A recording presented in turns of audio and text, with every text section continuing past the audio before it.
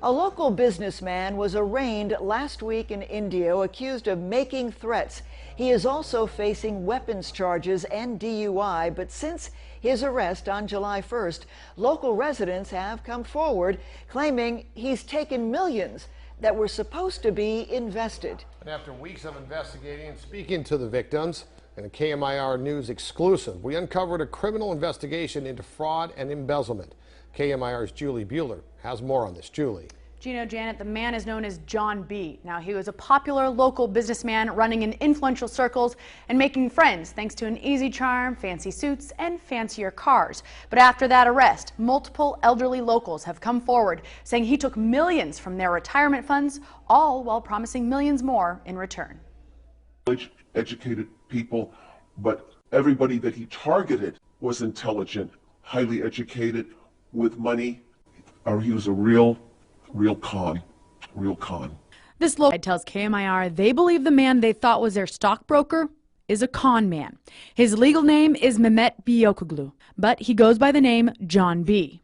We were first introduced to John through a mutual acquaintance. He was recruited by John to find people that had money so that he could help them with their investments and make them more money. He claims to be the CEO of 5-Star Financial in Irvine, and according to documents provided by this couple, over a 2-year period, he took nearly $2 million of their savings with the promise of doubling their money. When they asked to see the returns, the couple say they were given the runaround. A lot of things were starting to add up. We weren't getting reports like we should. Everything was vague. When they did receive reports, they say they were falsified. The logo of J.P. Morgan cut and pasted on this report confirmed to them by a J.P. Morgan banker. Also confirmed their money was never invested.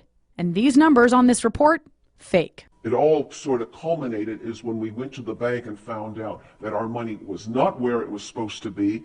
As the victims continued to press Biyokoglu about their finances, they say his responses became combative. John sent my husband an email and said, "I don't like your attitude.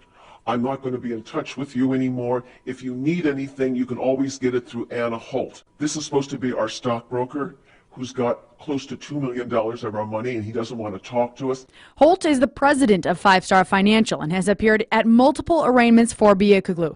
She declined comment on the allegations against him as she and her husband left the latest proceedings. Do you guys have a comment about the embezzlement and fraud that 5-Star Financial is being accused of? Any statement about the millions of dollars that were taken from multiple elderly couples and their retirement funds?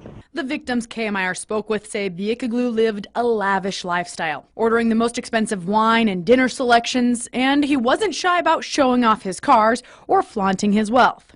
He trades cars like he changes his underwear. He's got a Rolls Royce, he's got a Ferrari, Maserati, very expensive Mercedes. He's a big spender. I never realized it was our money that he was spending. And they're not the only ones alleging fraud. I spoke with a local widow in her 80s who asked not to be identified. She's suing Biyokoglu in civil court for, among other things, this Palm Desert home that she says he took from her. She believes she was targeted because she's a widow, and the amount she says Biyokoglu owes her, some $3 million. Biyokoglu appeared in court last week for unrelated charges, making criminal threats, carrying a concealed weapon, and DUI. In court testimony, the district attorney confirmed a criminal investigation into these fraud and embezzlement allegations. His bail is $500,000. His wife, legal team, and business associates all declined to comment. As it stands now, the victims and their legal teams do not know how much, if any, of their money can be recovered. They destroy people's emotional and financial happiness. If it sounds too good to be true, it usually is. It did sound too good to be true. Unfortunately, we fell into it. Now, Biyokoglu is still in custody, unable to make that $500,000 bail. A preliminary hearing is scheduled for later this month for the weapons and DUI charges. Now, it's important to note he is not yet facing any charges in connection with the investigation into the fraud and embezzlement. And you can join me on Facebook Live at 6:30 to discuss how you can protect your family from potential financial fraud. Back to you.